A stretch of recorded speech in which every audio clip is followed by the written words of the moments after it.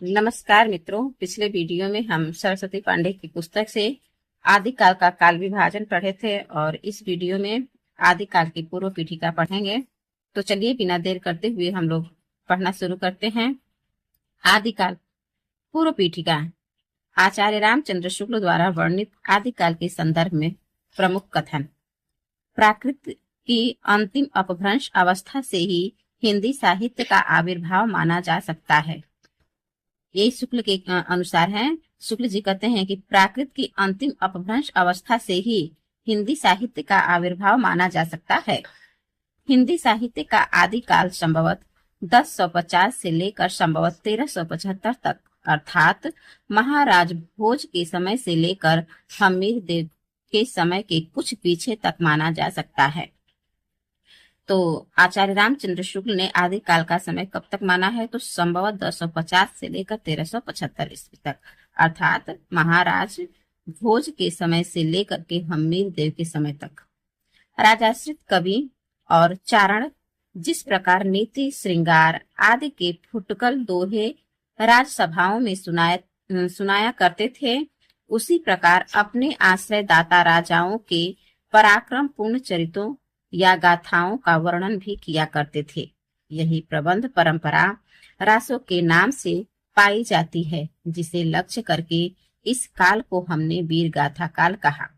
आचार्य रामचंद्र शुक्ल कहते हैं कि मैंने इस आदिकाल को वीर गाथा काल नाम क्यों दिया? तो कहते हैं कि राजाश्रित कवि और चारण जिस प्रकार नीति श्रृंगार आदि के फुटकल दोहे राजसभाओं में सुनाया करते थे, उसी प्रकार अपने आश्रय दाता राजाओं के पराक्रम पूर्ण चरित्रों या गाथाओं का वर्णन भी किया करते थे। यही प्रबंध परंपरा रासों के नाम से पाई जाती है, जिसे लक्ष्य करके इसी सब को लक्ष्य करके इस काल को हमने यानी आचार्य रामचंद्र शुक्ल ने वीर गाथा काल नाम कहा है। आगे है अपभ्रंश नाम पहले पहल बलभी के राजा धारसेन द्वितीय के शिलालेख में मिलता है। अपभ्रंश नाम सबसे पहले सबसे पहले बलभी के राजा धारसेन द्वितीय के शिलालेख में मिलता है, जिसमें उसने अपने पिता गुहसेन विक्रम संवत 650 के पहले को संस्कृत प्राकृत और अपभ्रंश तीनों का कवि कहा है। इसको अपने पिता गुहसेन को संस्कृत का, प्राकृत का और अपभ्रंश का तीनों का कवि कहा है। सिद्धों की उद्धृत रचनाओं की भाषा देश भाषा मिश्रित अपभ्रंश या पुरानी हिंदी की काव्य भाषा है। यहाँ सिद्धों की बात हो रही है, करें कि सिद्धों की उद्धृत रचनाओं की भाषा जो है देश भाषा मिश्रित अपभ्रंश या पुरानी हिंदी की काव्य भाषा है। पुरानी हिंदी की व्यापक काव्य भाषा का ढांचा सौर सेनी प्रसूत अपभ्रंश अर्थात ब्रज और खड़ी बोली पश्चिमी हिंदी का है। आध्यात्मिक रंग के चश्मे आजकल बहुत सस्ते हो गए हैं। उन्हें चढ़ाकर जैसे कुछ लोगों ने गीत गोविंद के पदों को आध्यात्मिक संकेत बताया है, वैसे ही विद्यापति के इन पदों को। ये आचार्य रामचंद्र शुक्ल का बहुत ही प्रसिद्ध लाइन है। ये पंक्तियां हैं जो विद्यापति के बारे में कहे हैं। ये आगे है महत्वपूर्ण काव्य पंक्तियां। महत्वपूर्ण काव्य पंक्तियां में है जोजिड़ सासड़ भाषियऊ शोभई कहियड़ सारू जो पालई सई भाव करी सो सरी पावई पारू। ये देवसेन की पंक्ति है श्रावकाचार्य रचना से। जो जिड़ सासड़ भाषियऊ सो भई कहीं सारू जो पालई सई भाव करी सो सरी पावई पारू। पंडित सल सत्त बखाड़ई देह ही रुद्ध बसंत न जाड़ई अमड़ा गमड़ तेन बिखंडीय तो भी रिलज्जई भड़ई हूँ पंडीय। ये सरहप्पा का है। तो सरहप्पा पंडित सल सत्त बखाड़ई देह रुद्ध बसंत न जाड़ई अमड़ा गमड़ तेन बिखंडीय तो भी रिलज्जई भड़ई हूँ पंडीय। आगे है जही मन पवन न संचरई रवि शशि नाही पवेश तहिवत चित्त विसाम करू, सरे हे कहिय उवेश। यह भी सरहप्पा की पंक्ति है। परम महासुह ए सुकड़े दूरी, सॉरी ऊपर की लाइन छूट गई है एक। घोर अंधारे चंदमणि, जिम उज्जो करे, परम महासुह ए सुकड़े दूरी अशेष हरे। यह भी सरहप्पा का ही है। तो यहाँ पे 3 पंक्तियां सरहप्पा की है। एक पंडित सल सत्य बखाड़ी, दूसरा है जहि मन पवन संचरई, और तीसरा है घोर अधारे चंदमणि, जिम उज्जो करे, परम महासुह ए सुकड़े दूरी अशेष हरे। आगे है का आ तरुवर पंच बिडाल, पंच बिडाल, बिडाल लोईपा, का तरुवर पंच बिडाल लोईपा की पंक्ति है। भाव न होई अभाव न जाई, यह भी लोईपा की पंक्ति है। भाव न होई अभाव न जाई। आगे है सहजे थर करी वारुणी साध, यह भी रूपा का है। सहजे थर करी वारुणी साध, विरूपा। आगे है एक कड़ की जय मंत्रण तत्त, कड़हप्पा। एक कड़ की जय मंत्रण तत्त, ये कड़हप्पा की पंक्ति है। एक और है कड़हप्पा की पंक्ति, हालो डोंभी तो पूछमी सद्भावे, सदगुरु पाव पये जाइब पुरु जिड़ उरा। यह भी कड़हप्पा की पंक्ति है। हालो डोंभी तो पूछमी सद्भावे, सदगुरु पाव पड़े पये जाइब पुरु जिड़ उरा। आगे है हेमचंद्र की पंक्ति है, भला हुआ जो मारिया, पिय संगम कौ निदड़ी। यह भी प्रेमचंद का ही है। तो हेमचंद का है। हेमचंद का दो पंक्तियां हैं, भला हुआ जो मारिया, और दूसरा है पिय संगम कौ निदड़ी। यह भी हेमचंद का है। आगे है गंगा जमुना माझे बहरे नाई, यह डोम्भिपा की पंक्ति है यहाँ पे सरस्वती पांडे की बुक में, लेकिन शुक्ल जी जो है इस पंक्ति को कड़हप्पा का मानते हैं। नगर बाहिरे डोम्भी तोहरी कुड़िया छई, छोई जाई सो वाह्य नाड़िया। यह भी कड़हप्पा की पंक्ति है। कड़हप्पा की पंक्ति है, नगर बाहिरे डोम्भी तोहरी कुड़िया छई, छोई जाई सो वाह नाड़िया। आगे है कि जिमी लोड़ बिलज जई, पाड़ी एही तिमी धरणी लई चित्त। ये भी कड़हप्पा की पंक्ति है। जिमी लोड़ बिलज जई, पाड़ी एही तिमी धरणी लई चित्त, कड़हप्पा। आगे है देसी बैना सब जन मिठा, ते तैसन जपहूं अवहट्ठा। यह विद्यापति की लाइन है। देसिल बैना सब जन मिठा, ते तैसन जपहूं अवहट्ठा, विद्यापति की है। हिंदू बोले दुहर निकार, छोटे तरुका भभकी मार। यह विद्यापति की है, कीर्तिलता से। हिंदू बोले दुरही निकार, छोटे तरुका भभकी मार, विद्यापति का कीर्तिलता से है। आगे है मनहु कला ससभान कला 1600 बन्नीय, बिगसी कमल कमल सृग भ्रमर बेनु खंज मृग लुट्टिय।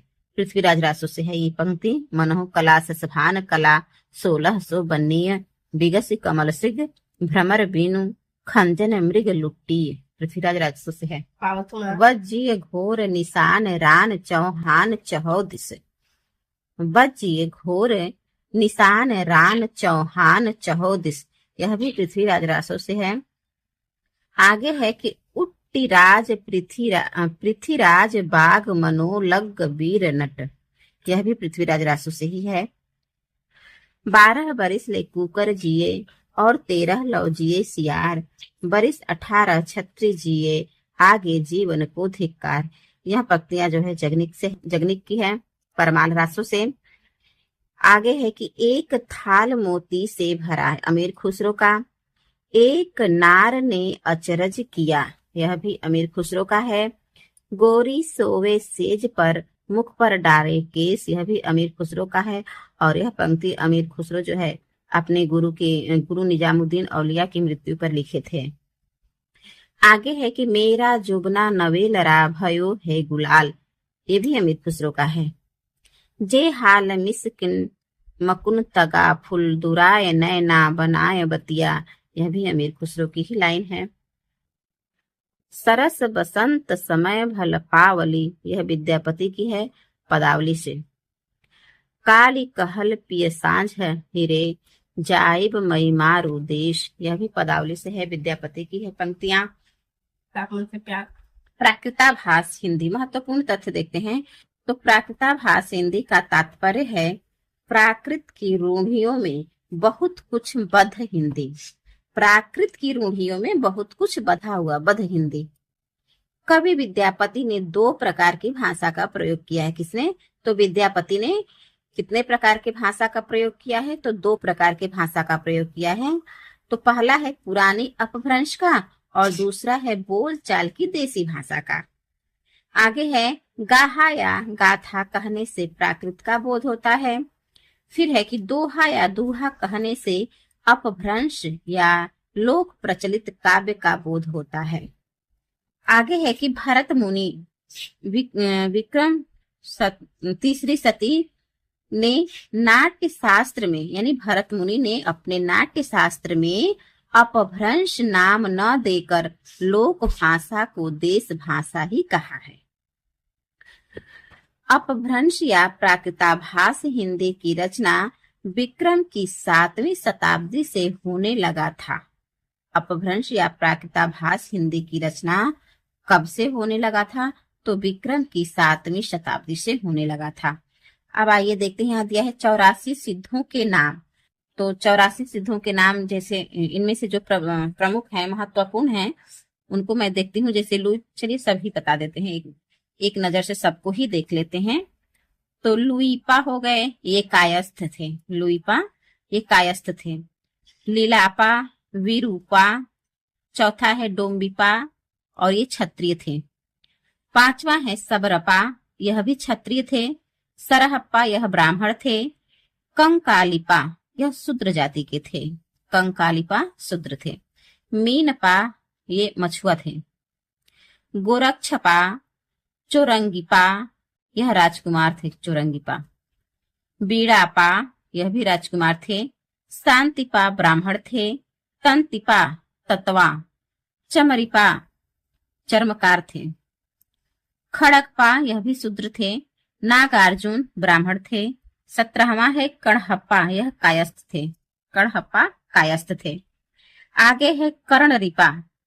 फिर है थगनपा, यह शूद्र जाति के थे। नारोपा ब्राह्मण थे। फिर है सालिपा, यह भी शूद्र थे। आगे है 22वां तिलोपा, यह भी ब्राह्मण थे।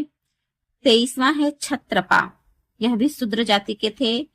भद्रपा ब्राह्मण थे। दोखंधिपा, अजोंगिपा, अजोंगिपा जो है गृहपति थे। कालपा 28वां है धोम्बिपा, धोम्बिपा यह धोबी थे। 29वां है कंकड़पा, राजकुमार थे। 30वां है कमरिपा। आगे है डेंगीपा, ये डेंगीपा ब्राह्मण थे। फिर है भदेपा। आगे है 33वां तंधेपा, यह शूद्र जाति के थे। 34वां है कुकरीपा, यह ब्राह्मण थे कुकरीपा। फिर 35वां है कुचीपा, कुचीपा भी शूद्र जाति के थे। धर्मपा यह ब्राह्मण थे। महिपा शूद्र थे।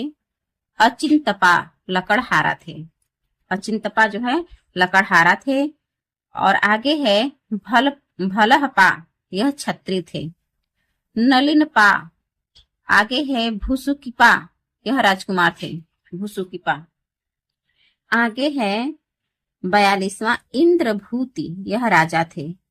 फिर है मेकोपा, मेकोपा जो है बड़िक थे, बड़िक। 44वां है कुठालिपा।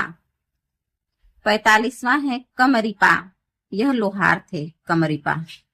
46वां है जालंधरपा, ये ब्राह्मण थे। राहुलपा शूद्र थे। मेदनीपा। आगे है धरवरीपा। फिर है धोकरीपा, यह शूद्र थे। पंकजपा ब्राह्मण थे। घंटापा क्षत्रिय थे। जोगीपा डोम थे। चेकुलपा शूद्र थे। गुंडरीपा चिड़ीमार थे। लुचिकपा ब्राह्मण थे। निर्गुणपा शूद्र थे। जयानंत यह भी ब्राह्मण थे। और पटिपा कहार थे। चंपकपा आगे है भिखनपा शूद्र। भलीपा कृष्ण धृत वणिक थे। कुमरीपा आगे है चवरीपा, फिर है मणिभद्रपा। यहाँ से देखिए प्रश्न बनता है कि 84 जो सिद्ध थे उनमें से महिलाएं कितनी हैं, तो 4 हैं और वो उन चारों महिलाओं का नाम ये याद रखना है, ये महत्वपूर्ण है।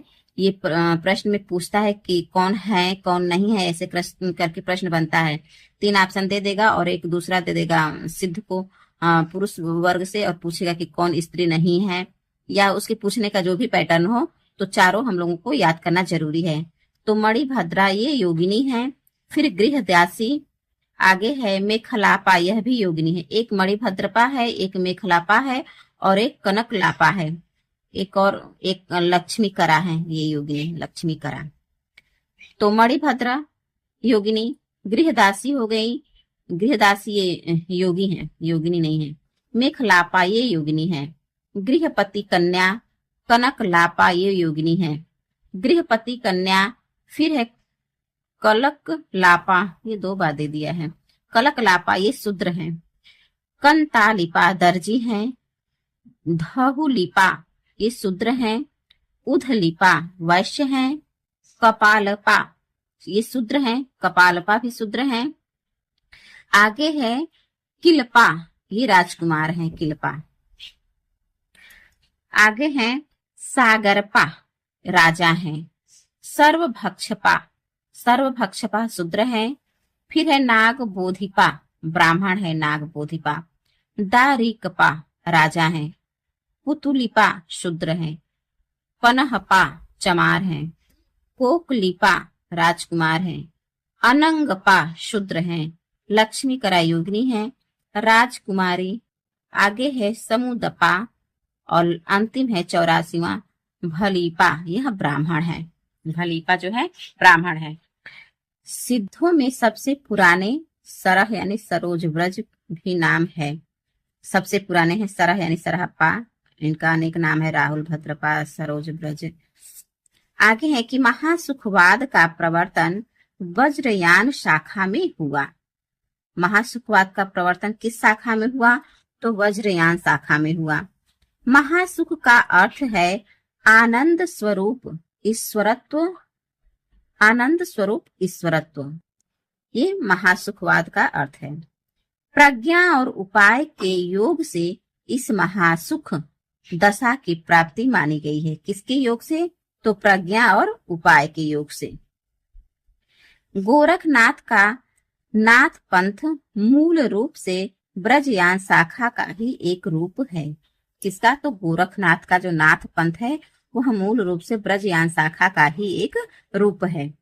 गोरखनाथ ने पतंजलि के उच्च लक्ष्य ईश्वर प्राप्ति को लेकर हठ योग का प्रवर्तन किया। पतंजलि के उच्च लक्ष्य को लेकर के ईश्वर प्राप्ति को लेकर हठ योग का प्रवर्तन किया। किसने, तो गोरखनाथ ने। वज्र यानी सिद्धों का लीला क्षेत्र भारत का पूर्वी भाग है। जो ब्रज यानी सिद्ध थे वह अपना लीला क्षेत्र या अपने साहित्य का प्रचार प्रसार जो है पूर्वी भारत में करते थे, भारत के पूर्वी भाग में। आगे है गोरखनाथ ने अपने ग्रंथ का प्रचार देश के पश्चिमी, गोरखनाथ ने अपने ग्रंथ का प्रचार देश के पश्चिमी भागों में विशेषकर राजपुताने और पंजाब में किया। किसने, तो गोरखनाथ ने अपने ग्रंथ का प्रचार जो है देश के पश्चिमी भागों में और उसमें से विशेषकर राजपुताने और पंजाब में किया। नाथों की संख्या 9 माना गया है। लोग इन्हें नवनाथ भी कहते हैं। गोरक्ष सिद्धांत संग्रह में इनका नाम निम्न क्रम में बताया गया है। किसका, इनका मतलब नवनाथों का। तो नवनाथ कौन कौन से हैं, तो नागार्जुन, जड़ भरत, हरिश्चंद्र, सत्यनाथ, भीमनाथ, गोरक्षनाथ, चरपट, जलंधर और मलयार्जुन। ठीक है, एक बार फिर से देख लेते हैं नवनाथों के नाम, जो कि गोरक्ष सिद्धांत में इनका नाम मिलता है। गोरक्ष सिद्धांत ये गोरखनाथ का है, रचना संग्रह है।